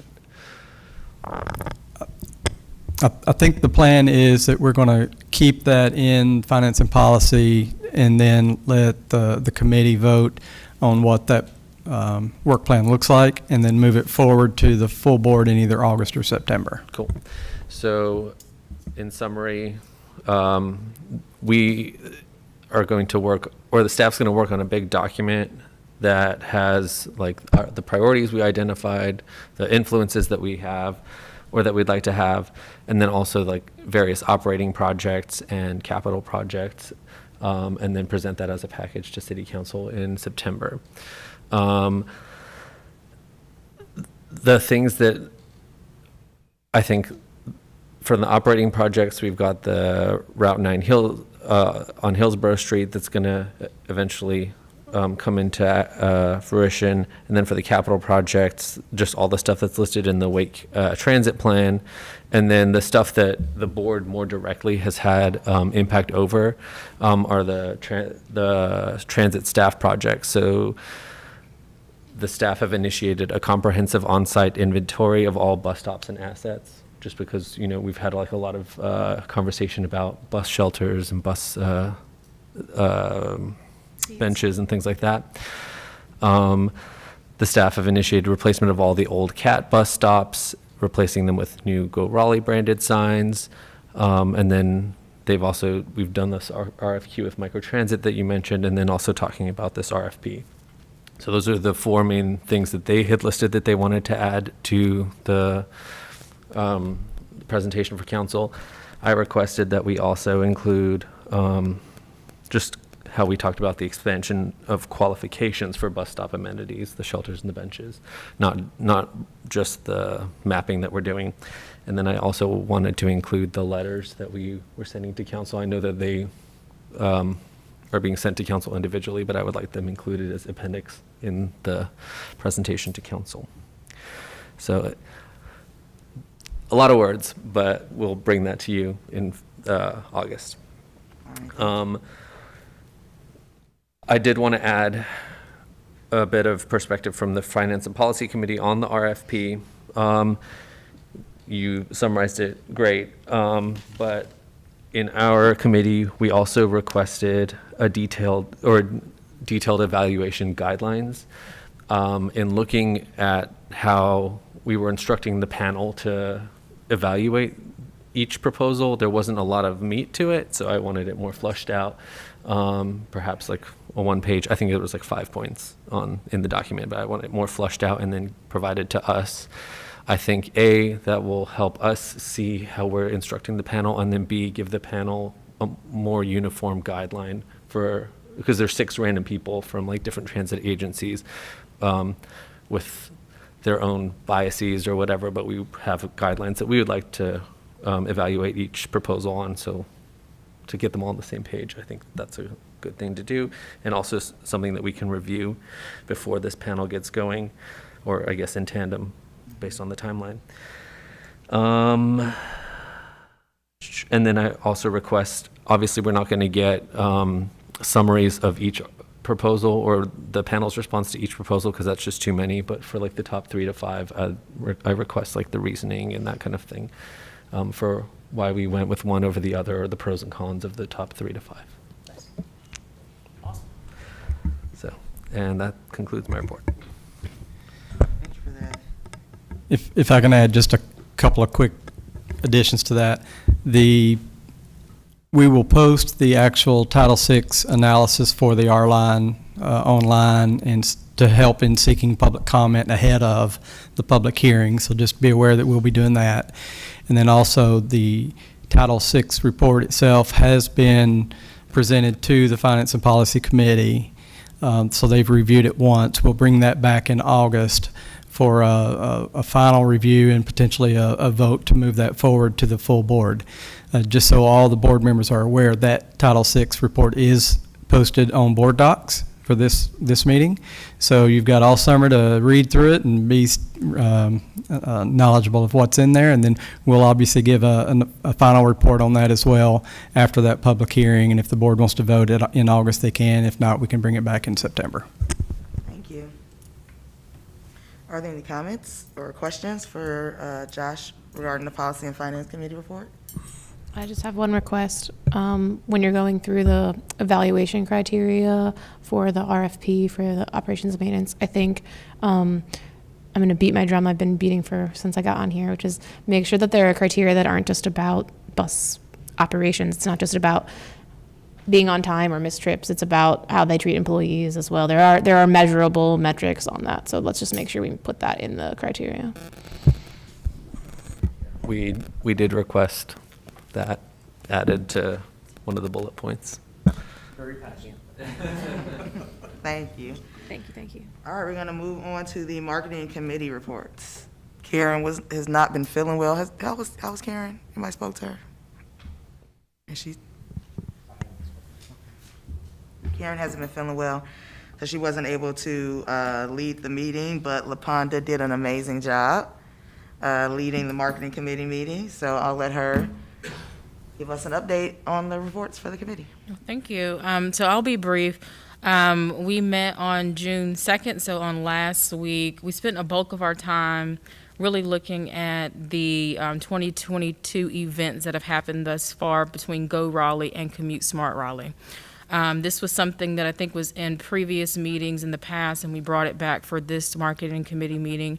We enjoyed kind of going through those events, so we're going to keep that going forward. So just it's listed there on the screen, and you also have it probably in the board packet. But just running through the list of things from January through May 26th, a lot of these events were more of kind of tabling events, but we also had a lot of events where, people were really present and it was more in person, and there were opportunities to really engage folks. Like one of the things we talked about was the Youth Legislative Assembly, also the Touch a Truck events, and those have been well received and people have really come out to support. So it was good to see that these are the kinds of events that Go Raleigh and Commute Smart Raleigh have been a part of, and we'll also be looking at the list in the next meeting of kind of what's planned for the future, but we've got also a busy calendar for the month of June as well. We then spent some time looking at the website numbers, so for goraleigh.org, and that's also on the screen. When we look at July 2020 through December 2020, and compare that to 2021 for the same time period, we've been able to see an increase of views of about 42% and then unique views for 52.89%. So we know that we've been able to drive people to the website. There's some additional work that we can look at in the future, which helps us to kind of drill down to see specifically what pages folks are staying on, what are they going to, what are they looking at. And so we'll be doing that in the future as well. We also looked at just the advertising that we've been doing. So in terms of digital, print, radio, had some discussion around that as well as outdoor. Of course, going into July 2020 through June 2023, the marketing budget looks different. We were exhausting some funds there, so we're going to have some more discussion around that in our next meeting when Karen's able to join us.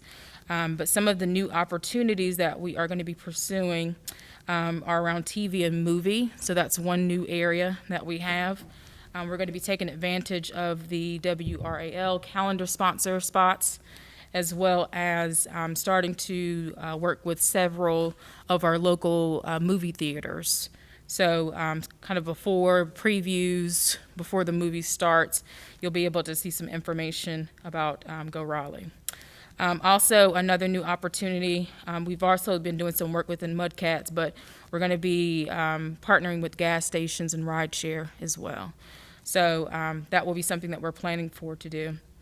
We started to have, again, some conversation around the marketing efforts for the future. We really wanted to save that conversation for Karen to be able to join us. And so we know that, again, the budget is going to look a little bit different, but we want to make sure that as we're talking about all the things that we're doing in RTA and Go Raleigh, that we have the marketing budget and we're kind of being able to support those efforts. So that's about the conversation we had. Andrea, anything I missed, or Talulupai? Okay. Any questions? Are there any questions about the marketing committee report? Whatsoever. Okay. I almost want to play some game show music. General Manager Byron Bryant, come on down.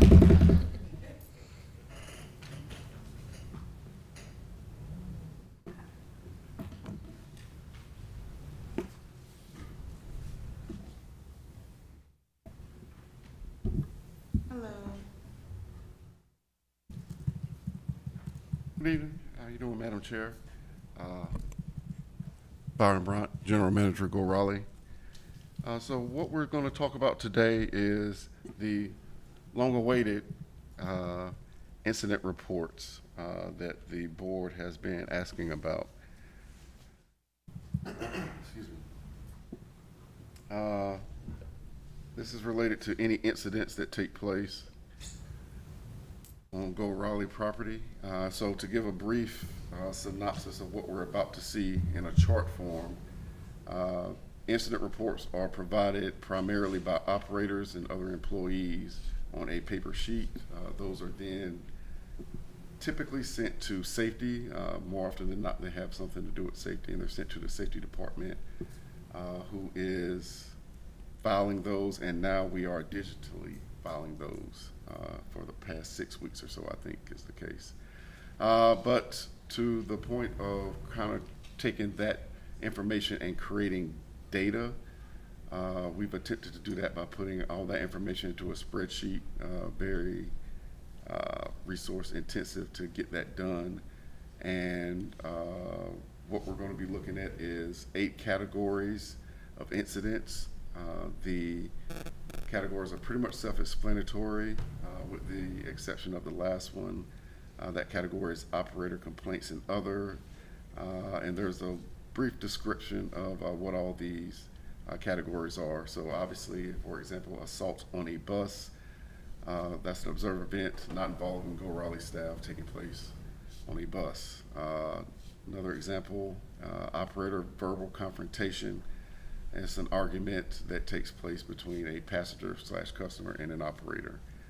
The instigator, if we want to think of it as that, is not relevant in that case.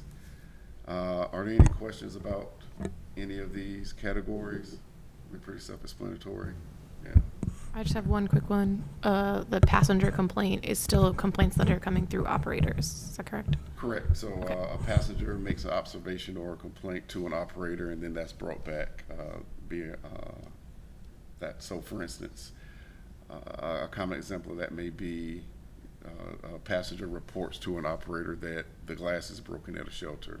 Maybe it's cracked and the operator can't necessarily see it themselves directly, that sort of thing. All right. So the first slide is incidents to date. So for this calendar year, there have been a total of 74 incidents reported. That top line is the total incidents, and that's more therefore a frame of reference to give you an idea of the other categories. There's been several or a dozen passenger injury incident reports, 5 passenger complaints, 1 confrontation between passengers, unfortunately the 3 assaults on operators, and 1 assault on a bus, and then the bulk of those incidents being, that other category. So, all right. I have a question. Okay. Gentleman that was here for public comment was saying that he got into a verbal altercation, but I don't see it on here. What gentleman? What was his name? He basically. Today? No, last time. Oh, operator drive was an assault. So that is included in the 3. Okay.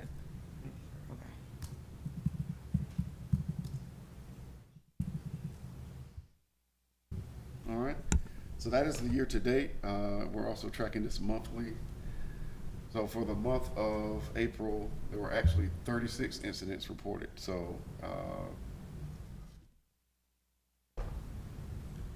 jumping back real quick, that is roughly half of the incidents this year were reported last month. Sounds like digital filing is working. Well, they've actually gone back for the entire year, so it's more so that the incidents have caused operators to report more. Okay. There's a similar number for May thus far as April. For the month of April, though, because this is the reporting month, operator complaints are, again, roughly a little over half of the overall total incidents reported. 3 passenger complaints, 8 passenger injuries. It's still April. Were you saying May? Yeah. I'm sorry? This is still April. I'm sorry if I said May. April. So April is the reporting month for this month's meeting. Passenger injuries was 8. Confrontations was 1. And we had 2 assaults this month on operators. This month being April, the reporting month. And 1 assault on the bus, not involving the Raleigh staff.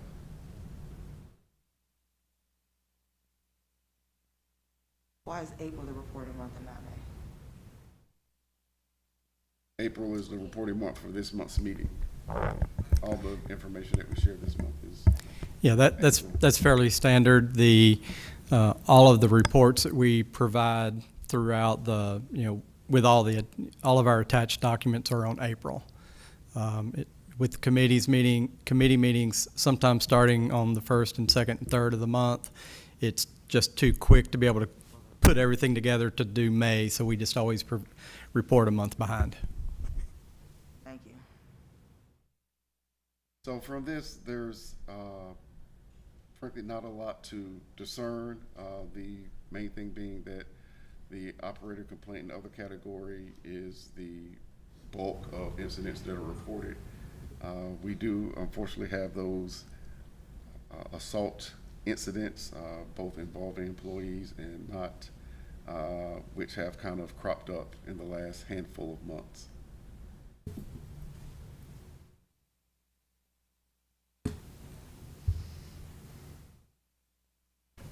Is that the end of your presentation? Yes, ma'am. You have any reports on, like, they were saying Do you know about the operators training in Wilmington? I do, yes, ma'am. We had our operators out training. in Yes, Wilmington. yes, ma'am. We assisted, I believe in February, March. I have to, as Mr. Walker suggested, double back and get you the dates, but the way that works is that location is back pays our location. And were these operators who volunteered on their day off, or were they scheduled, and how did we cover routes to replace those operators? So we check with dispatch to see if there's any flexibility in our training schedule to allow for operators that do training to train at another location. Or did that affect our routes at all, though, like trips missed or? Theoretically, no, but also you have to be honest and say that if a certain number of call-outs take place, the operator is not in Raleigh to be called in. Okay. But no, we did not schedule anyone to travel out of town knowing that we would miss trips. No, ma'am. Do you have any statement on the 4 missed trips on Capitol Boulevard? I do not know much about that. I was trying to text and find some things out. That's the first that I heard of it, Ms. Keisha sharing.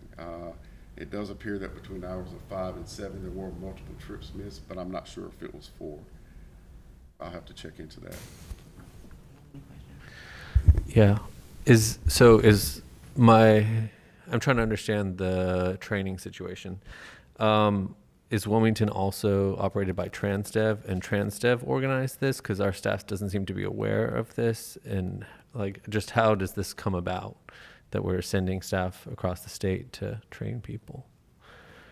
So all employees are Transdev employees. Okay. The Wilmington location is a Transdev location, to answer that question. Okay. So are you saying that you all sent Go Raleigh employees out to Wilmington to train because they work for Transdev? My bad. So are you saying you sent Go Raleigh operators out to Wilmington to train because they work for Transdev? Correct. Okay. Even if that potentially hinders coverage in Raleigh?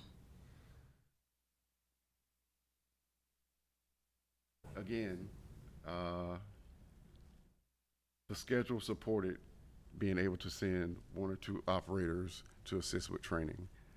So that's managed and coordinated very carefully with dispatch. Were these employees given the option, or were they told they had to? They volunteered. Is there any way we can see stat data from the days they were training to see if there were buses missed or late routes or? Sure. Do you have, I was hoping that we would get some of that today too, though, like missed routes and trips, not just incidents, but like a whole presentation. My understanding is that you wanted to be presented about the incidents. We wanted that to be a part of it. I think we wanted a whole thing, if I'm correct. Yeah.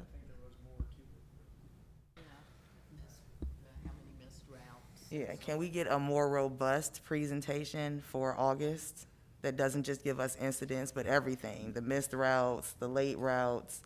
I would like to see how it impacts us taking our operators from Raleigh to Wilmington to train.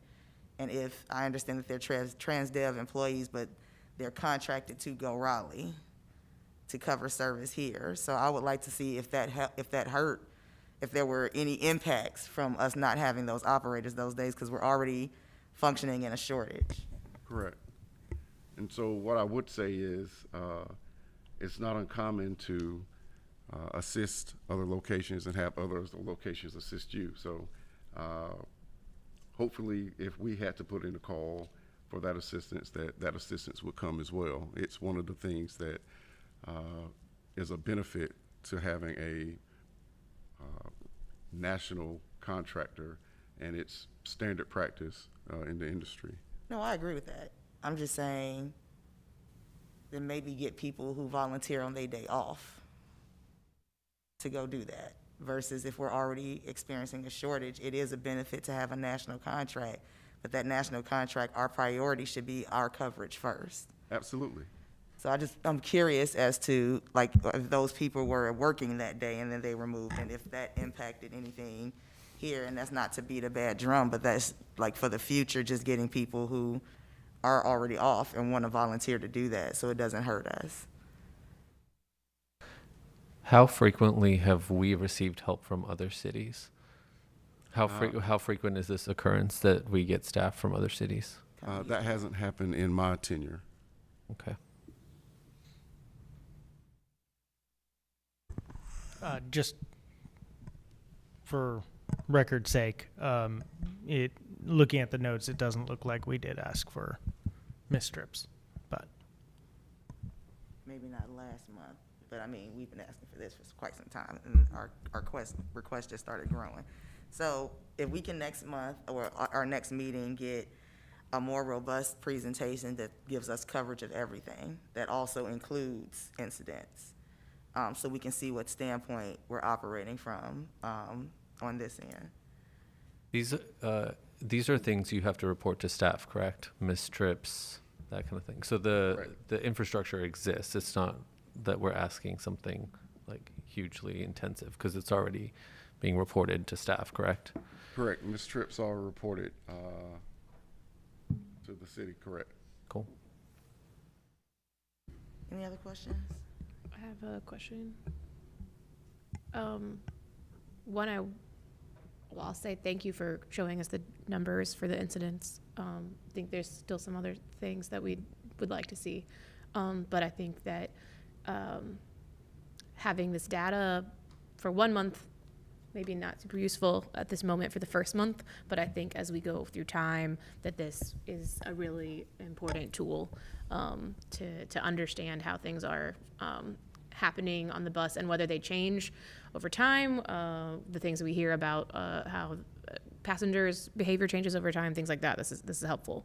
And then one thing that I'm not seeing in the presentation of this data is understanding potentially the comparison of the number of complaints. So when I look at April, there were 20 operator complaints, but I don't know if that was 20 operators complaining one time or one operator complaining 20 times. And that's an important piece of statistics to know. So as you build this system of reporting out, think a little bit about how we can understand some of that level. That wasn't a question, but a comment, sorry. I agree with that, because even as we see year to date, I was kind of expecting seeing January to April to kind of see what each month looked like. But I would also like to see how COVID maybe is impacting this. So if we can get, if you're gonna do May and August, then I would like to see May for 2019 or something. You know what I'm saying? Like, what were the incidents back then, and is this a result of COVID? Has this been ongoing? And you know what I'm saying? Like, so we can get a little bit more of historical context to what's happened as far as the incidents are concerned. So the historical context is going to be difficult. The safety team, it took them a considerable amount of time to go through all the files and start creating this spreadsheet and reportable data to go back 3 years at this point. I'm not even sure how long that would take to get all that inputted. Y'all got 2 months.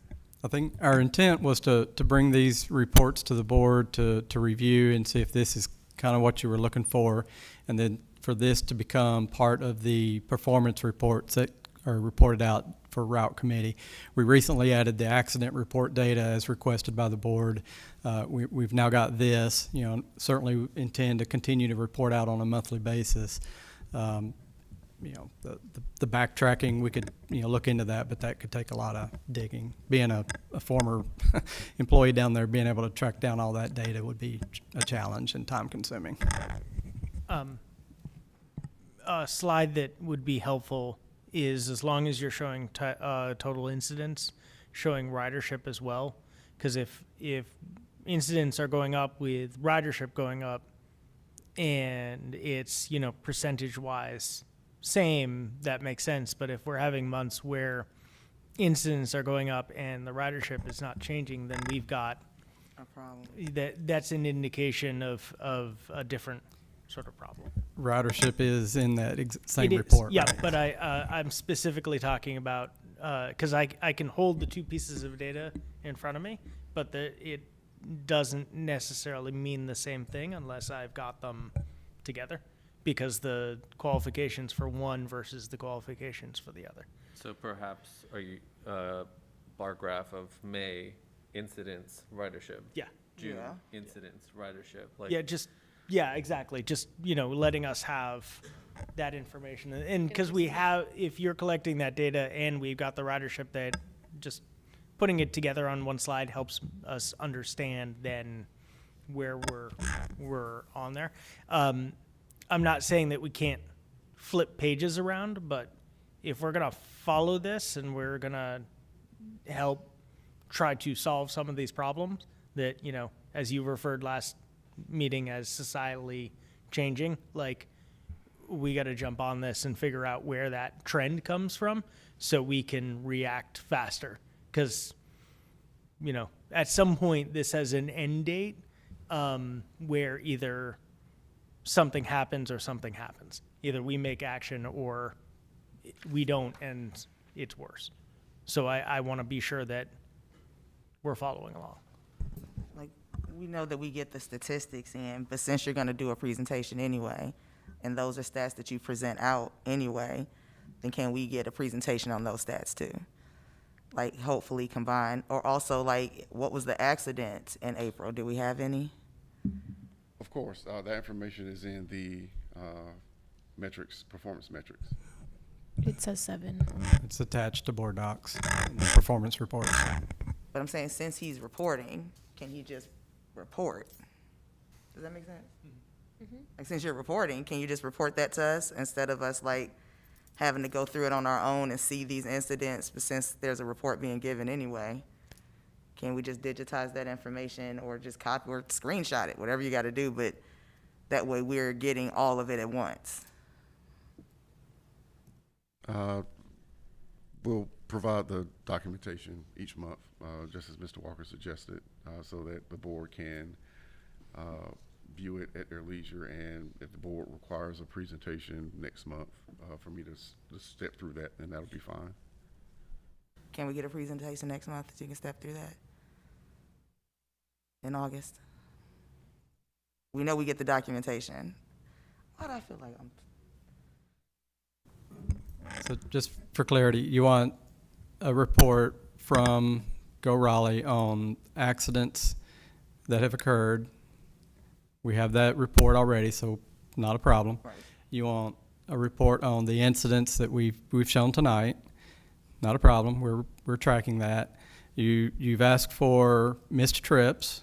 We're already tracking that. We can put something together on that. Is there anything else? No, that's perfect. Just, can it be presented to us? Do you want that at the full board, or do you want it to go to route committee and then let the chair report that out? What, just I would like it at time the full considerations, want to just, see where it's appropriate. Yeah, I would like it at the full board so we all get it at one good time. And Mr. Bryant can present it to us. That would be awesome. So I just had, I think, 2 comments. I think for this graph especially, and I appreciate the categories that we have, but since there's so much in the operator complaints other, it's hard to know what's in that other. So I don't know if maybe in future reports, if we had a slide where it just provides a couple bullets of like what's in or examples of that other. So that way we just kind of know a little bit about like what that includes. And then I think the other thing that would be helpful too is to provide like an opportunity to say, here are some themes that we've seen across the board, and then maybe here's kind of some of the actions that we took in response to these types of incidents that we saw. So that could be like an opportunity to be able to highlight the data that you guys are now, collecting and reporting on, but also to share, here's what we've done since that time. And again, it doesn't have to be, because I know it seems like it's a lot of your reporting, but maybe just even some bullets to start might be helpful. Right? I love that idea. That kind of coincides with what Jim was saying. So especially since the information is already out there, if we can just have it all presented to us, that would be dope. But I do appreciate you putting this together for us. I mean, we have asked for it, so thank you for giving us the presentation. Does anybody else have any questions? No, just thank you for helping us work out this data, because this will help us make policy decisions that hopefully can help you. And this also helps so that we have a balanced, clearer picture. We get, public comments, we get a lot of feedback and complaints, you know what I'm saying, in this way. And sometimes when you present, it's often, well, that's not the case, but the numbers speak for themselves. So then you don't have to do that as often, and they don't have to do that as often. It's in our face what's really going on. So we appreciate it. Thank you. You're welcome. Thank you. Thank you. All right, are there any other questions, comments, or concerns? All right, well, if all hearts and minds are clear, we'll call this meeting adjourned at 5:37 p.m., June 9th. Thank you.